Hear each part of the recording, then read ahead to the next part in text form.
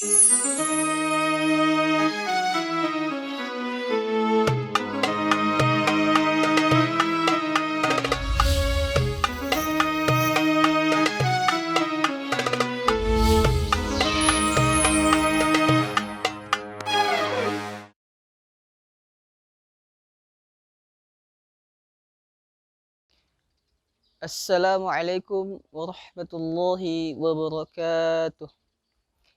Innal hamdalillah nahmaduhu wa nasta'inuhu wa nastaghfir wa na'udzu billahi min shururi anfusina wa min sayyiati a'malina man yahdihillahu fala mudhillalah wa man yudlil fala hadiyalah. Baik, pada kesempatan yang berbahagia ini saya akan menyampaikan sebuah kultum yang berjudul tentang sabar. Mudah-mudahan dalam kultum yang berjudul tentang sabar ini kita bisa menjadi orang-orang yang lebih sabar lagi. Amin ya rabbal alamin. Sahabat Imbos Media rahimani wa rahimakumullah.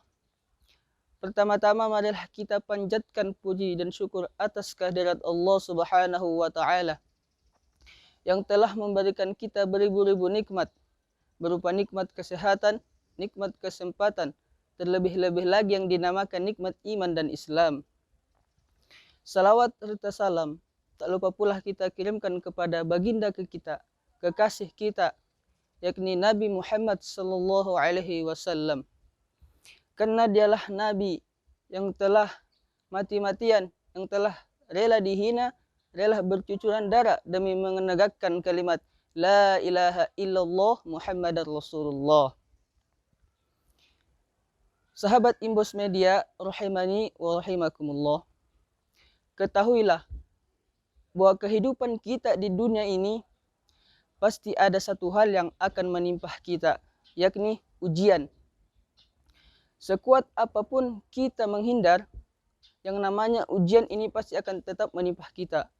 Sekuat apapun kita menolak dan mengeluhkannya, pasti yang namanya ujian ini akan menimpa kita. Oleh karena itu, tidak ada cara lain untuk menghindari ujian ini kecuali kita harus bersabar. Dan sabar dan ujian ini bisa menjadi anugerah bagi orang-orang yang ketika ditimpa ujian atau musibah, dia bisa bersabar. Kenapa saya katakan sebagai anugerah? Karena orang-orang yang ketika ditimpa ujian atau musibah, ia bisa dapat bersabar, maka Allah akan memberikannya pahala dan Allah akan mengangkat derajatnya. Sebagaimana firman Allah dalam surah Al-Baqarah ayat 153. A'udzu billahi minasyaitonir rajim. Bismillahirrahmanirrahim. Ya ayyuhalladzina amanu ista'inu bis-sabri was-salah. Innallaha ma'as sabirin. Wahai orang-orang yang beriman, mohon pertolonganlah kepada Tuhanmu dengan sabar dan salat. Innallaha ma'as sabirin. Sesungguhnya Allah bersama dengan orang-orang yang sabar. Oleh karena itu, orang-orang yang sabar itu Allah senantiasa bersamanya. Dan sebaliknya, ketika orang-orang yang ketika ditimpa musibah, ditimpa ujian, dia hanya bisa mengikuti hawa nafsunya, hanya bisa mengeluh, maka ketahuilah bahwa mereka bersama syaitan. Sahabat Imbos Media rahimani wa rahimakumullah. Ada 3 pembagian tentang sabar. Yang pertama yakni sabar terhadap apa yang telah diperintahkan oleh Allah Subhanahu wa taala.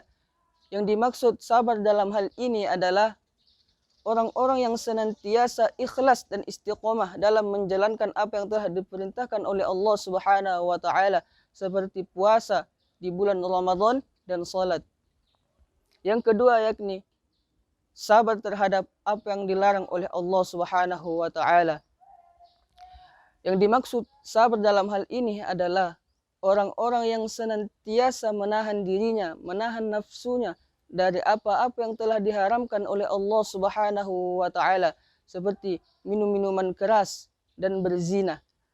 Yang ketiga, sabar terhadap ketetapan Allah Subhanahu wa taala.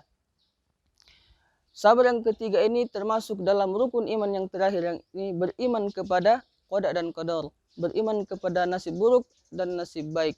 Yang dimaksud sabar dalam hal ini adalah orang-orang yang senantiasa ikhlas dan sabar ketika ditimpa musibah, seperti kehilangannya keluarga yang kita cintai atau terjatuhnya dari sebuah kendaraan. Itu adalah sudah ketetapan dari Allah Subhanahu wa taala yang tidak bisa kita hindari. Inilah yang mungkin saya sempat sampaikan. Kurang dan lebihnya saya mohon maaf. Akhirul kalam, fastabiqul khairat. Wabillahi taufiq wal hidayah. Wassalamualaikum warahmatullahi wabarakatuh.